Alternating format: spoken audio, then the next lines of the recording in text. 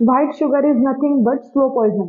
White sugar ही कशी तयार होते तर बघा, ऊसापासून गुळ तयार केला जातो आणि गुळाला जेव्हा हायली रिफाइंड केलं जातं तर तेव्हा त्याच्यापासून व्हाईट शुगर तयार होते.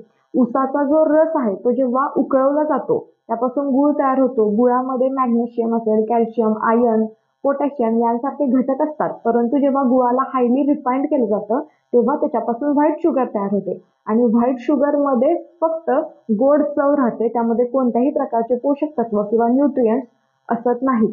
आणि जेव्हा ही व्हाईट शुगर शरीरामध्ये जाते तेव्हा ती बोन, जॉईंट्स, टीथ यांच्यामधून कॅल्शियमचं ऍब्सॉर्प्शन करते.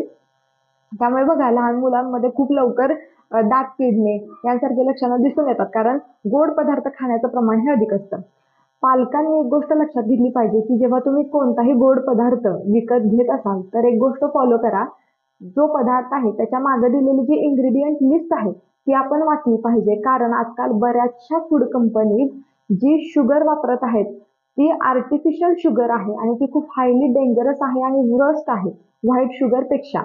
तर तुम्ही कशा प्रकारे ओळखणार की कोणती शुगर आहे? जे इन्ग्रेडियंट लिस्ट मधले पदार्थ आहेत ते जर सायरप, ओएस, ओएलई किंवा शुगर यांसारख्या पदार्थांनी एंड होत आहेत, म्हणजे फ्रुक्टोज, डेक्स्ट्रोज, माल्टोज किंवा कॉर्न सायरप, गोल्डन सायरप यांसारखे काही घटक द्रव्य त्याच्यामध्ये दिलेले आहेत का हे आपण आधी बघून खात्री केली पाहिजे.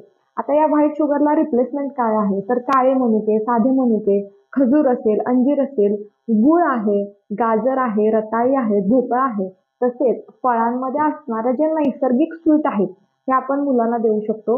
गूळ आणि खजूर यांचा वापर करून अनेक गोड पदार्थ आपण बनवू शकतो. लाडू असेल, खीर असेल, गाजर हलवा आहे यांसारखे पदार्थ आपण बनवू शकतो.